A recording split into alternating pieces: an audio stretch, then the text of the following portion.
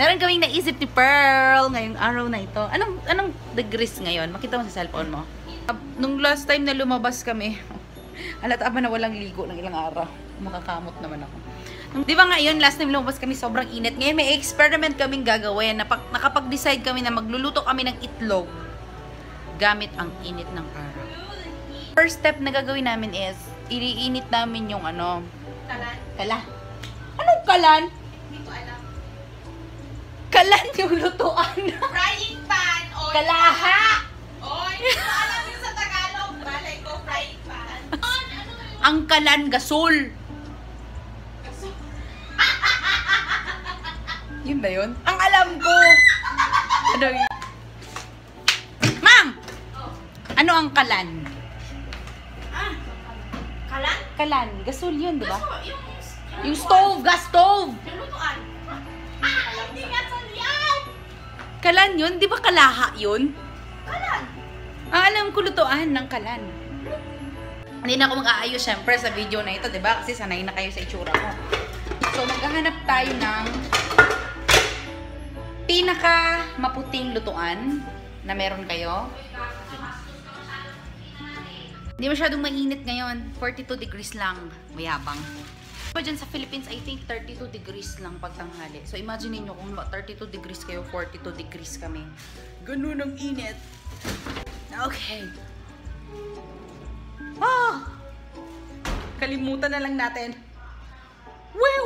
Sa ano, bangko? Baka matunaw ang bangko. Hindi. Ganun. Bigyan natin sa sahig. Oo.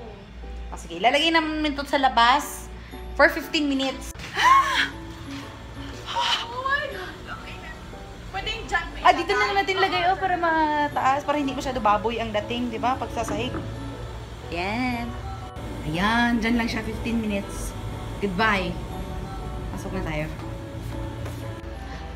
Iniwan niya man ako sa experiment namin. Natulog man siya uli. Akala ko mag-experiment kami. Ay, puki mo. Nagulat ako. Pearl! Ito ilagay natin o may kulangot. Nakalimutan namin, hindi lang pala yun. After nun lalagyan namin. Ay, puki niya. Ay, ano ba? Lalagyan pa pala namin ng mantika. Shucks. Ulit na naman. Maghintay na naman kami. Lalagyan ko ng mantika, tapos maghintay pa tayo ulit. Feeling ko, oh! Sabihin ko sana, feeling ko hindi mag-work. Napasok na ako agad. Well, let's wait for another 15 minutes para mag-init yung mantika. Yes! Try na namin ni Pearl. Ayan, oh. Hindi naman siya kumukulo, eh.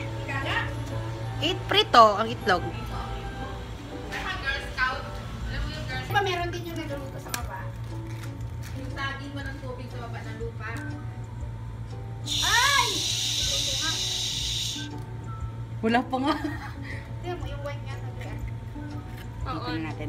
Hayaan na lang natin. Dito na lang yan. Mga 2 years hanggang mag-exit tayo. Puti nga. Oo nga, nagputi nga yung paligid niya. Bilis oh. Wow! Dito lang ako, tama-tama pagpasok ko, tan na ako.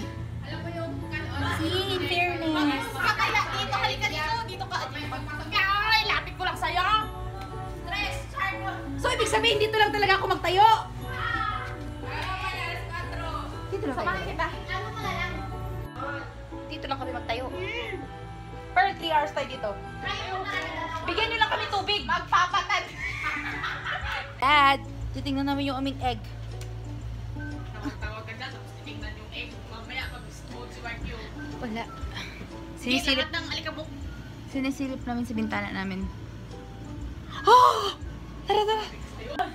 Hinintay talaga natin, hindi kami kumain. Maluto lang itlog, alas 3 na na. 4 a.m. na. Ay, p.m. pala. Mag-aalas 4 na ng hapon. Oh my gosh! Luto na talaga siya. Wala na siya sa araw kasi kung nasa araw pa to, continue pa yung pagluto niya.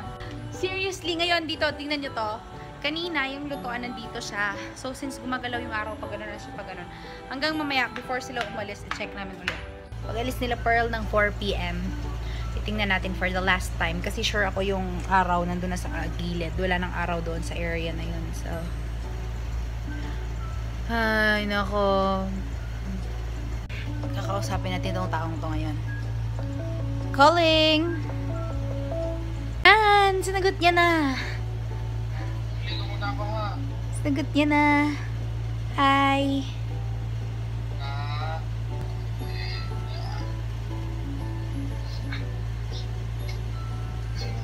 Swimming daw siya. Sige, mag-swimming ka muna. Okay. Malunod ikaw ha. Ingat ka. Okay, okay. Maligo na siya kasi magpasok na siya sa work. Bye-bye ka na. Tama na yung swimming mo. Bye-bye now. Yes, it's 4 p.m. I-check na namin. I-check na namin yung aming breakfast. Shucks, nakalimutan natin magpakulo ng tubig para sa rice natin. Dapat pinakulo din natin sa init. Wala na yung araw. Let's see. Half cooked. Luto na siya, kaso lang nakalubog sa mantika. Tingnan mo. Pero at least naluto siya. See? Saan ka makakita ng ganyan na itlog? Under the Sa init sun. lang ng araw yan. Yan, ganyan lang kainit ang inaano namin. Sa araw-araw na ginawa ng Diyos. Tignan mo! Nasuit. Sige na. Kainin na natin. Maturap-turap pa. Kainan na natin. Meron kainit dito. So, yun lang. That's all! Bye-bye na. Sila lang lalakad. May iwan akong gagawa ko ng video. Bye!